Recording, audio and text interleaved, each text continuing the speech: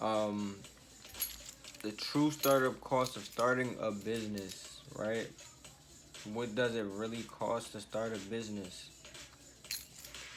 If y'all are wondering why it's summertime and this guy has a hood on and he has a hat on, I don't really sweat like that, right?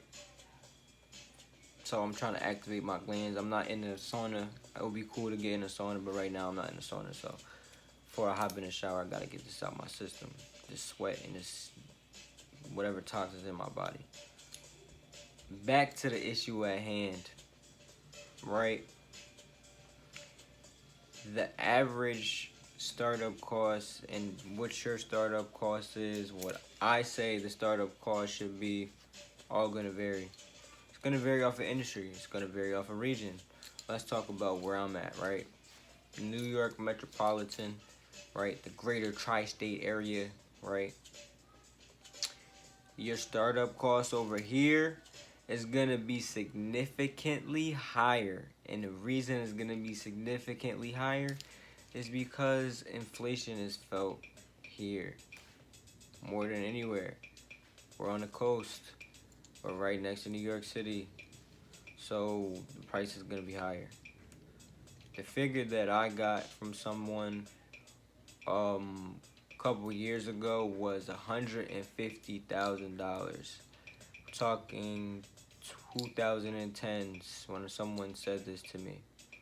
I'm like, $150,000? Like, I know people who, like, they hustle and they do this, and that, and they, make money, and there's no way they spent that much money. They'll tell you they didn't spend that much money. What the person who said that to me was speaking about was having something that was scalable, something that could be sold, a company that was respected enough where not just your Facebook following, your YouTube following, your Instagram following, somebody will actually be like, you know what? You have this existing business and you have this money coming in and this flow. Let me buy it from you. Let me buy the business from you because it's doing that well.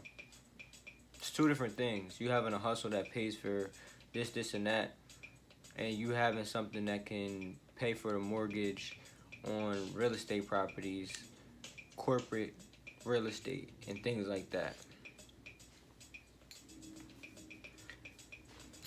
There's a difference, right? So the average startup cost is going to be based off of the industry, right? You're doing tech, you got a physical location, you're doing real estate. But in general, right? In general, we're talking about 150K on the very low end to 250K and then higher. Like I said, we're in some different times right now. With that being said, you can find a way to, entrepreneur it out, hustle it out, do the self-employed route.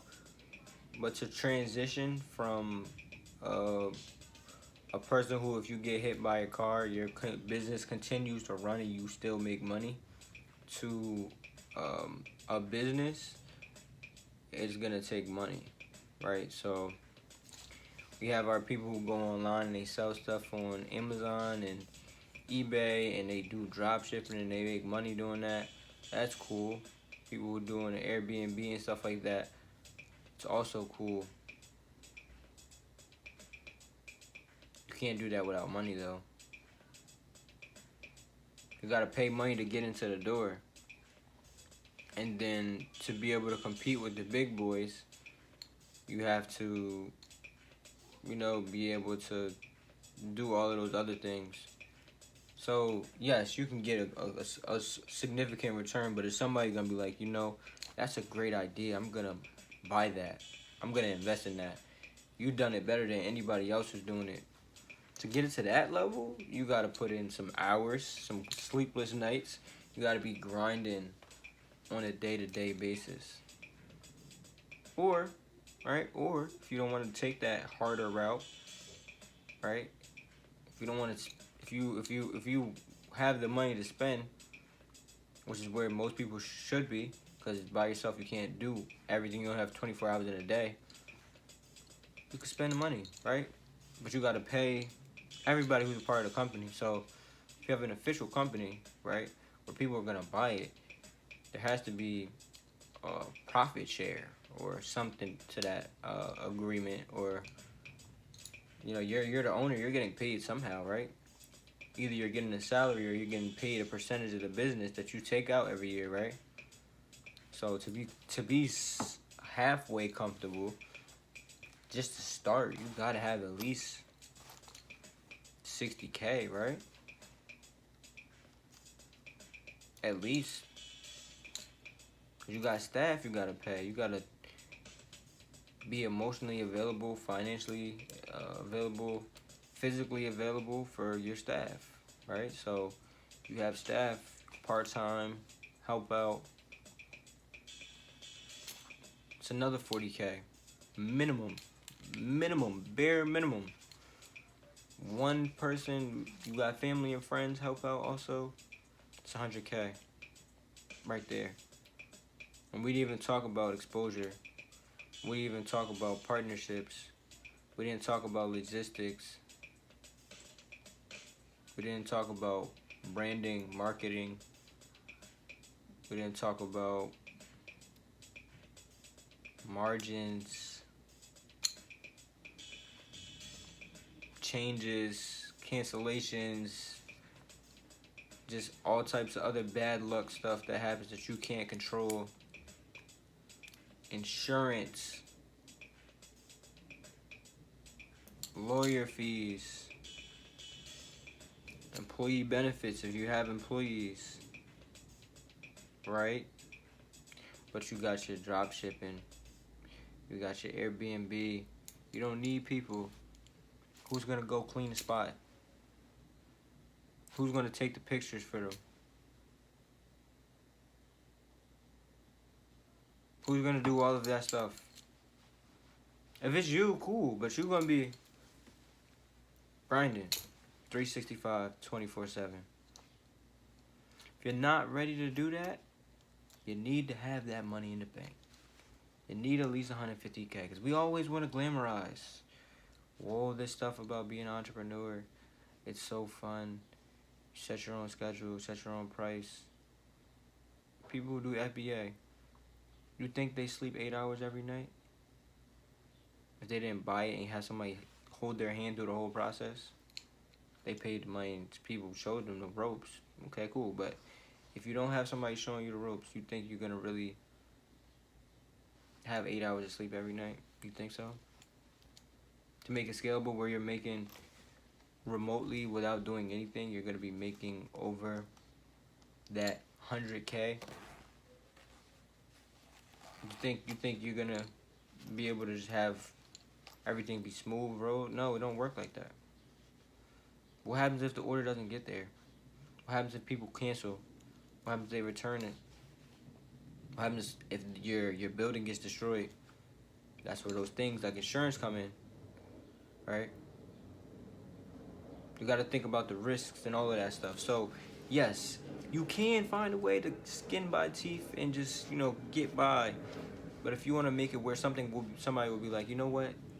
10 years from now, you're sick or tired of doing it. You're still making money, but you just like want to retire. You want to go buy this house. You want to go get married. You want to, get a dog, and you just had a kid.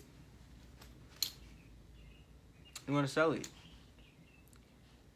If you don't have all of that set up by that time, and you're trying to set it up while you're making money, you're in a bad spot. Because the hardest thing to do is go from good to great. Because if something is working, nobody wants to change it. Why would you change it? You're making money off of it. Why would you change it? You're chilling at home and you're making $2,500 a month off of this, and you're not doing anything. It's hands off. Why would you change it? But if you start from the beginning and you say, you know what, I'm gonna spend this money here, but instead of making $2,500 a month, because I paid all of the people to take the pictures, set up the thing, set up automated systems and technology and stuff like that behind the scenes. Now I'm making $6,000 a month, and I'm not doing anything. Then that's a little bit different if you start out with that, right? But if you're trying to change from already making $2,500 a month doing nothing, because most people's mortgage or rent is that much, it's pretty daggone hard. Why would I change it if it's working? Why would I do that? So I suggest you start out with the money to blow. Just be like, okay. If it doesn't pan out, it doesn't pan out. If you don't have that money to play, you're gonna be stressed, you're gonna be tired, and you're gonna be mad at people. Because nobody knows what you're doing behind the scenes. Nobody knows what you're doing when nobody's looking. Because if they can't see it, they don't know anything. They say faith is what you cannot see but know. Right? If you know that you've been watering this plant, as in the business, for months on end and you're not seeing any return on investment, the average person would say that's insane, because you're doing the same thing over and over expecting a different result, right? That's what it looks like on the surface. On the surface, it looks like you're pouring money in to this company. You're just blowing money, right? But you know that you're doing this, this, and that. You had a conversation with this person, and that person. You set up this, this, and that. But it just hasn't shown any result yet. If you're able to stick it out, you're going to look like a genius. But if you're not, and you just bail, chances are you are crazy, right? Because you didn't believe that all of the stuff that you were doing was for a reason, right? So before we keep on glamorizing the business owner, entrepreneur role, we have to be honest with ourselves and ask ourselves, am I willing to put up with that? Am I willing to have people looking at me crazy, talking junk? I say they're going to talk anyway, but are you willing to go through that? Because if the answer to that question is no, you need that money. You need at least $250K. If you're in New York, you're not getting away with under 100. You need at least 250. 200, I mean, maybe. But you need at least 150K. You need at least 150K. And that's an old number, so I don't know. I'm not the greatest with math, but if we say somebody told me that in 2013, it's 2022, inflation every year, so that number is low. So it's really a matter of how much stress can you put up with. It's a matter of are you willing to have those sleepless nights and moments? Are you willing to be isolated? Are you willing to miss events? Are you willing to do that? And then you have to ask yourself, what is it all for? Right? Because if you don't know the answer to that question, you need to go back to square one.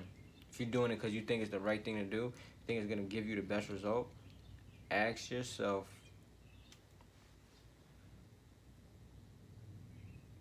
if I continue to do this and I don't see results, am I going to start to question my decision making, or am I going to say, what do I need to do to change this result? Right? It's a real question. We all have to ask ourselves.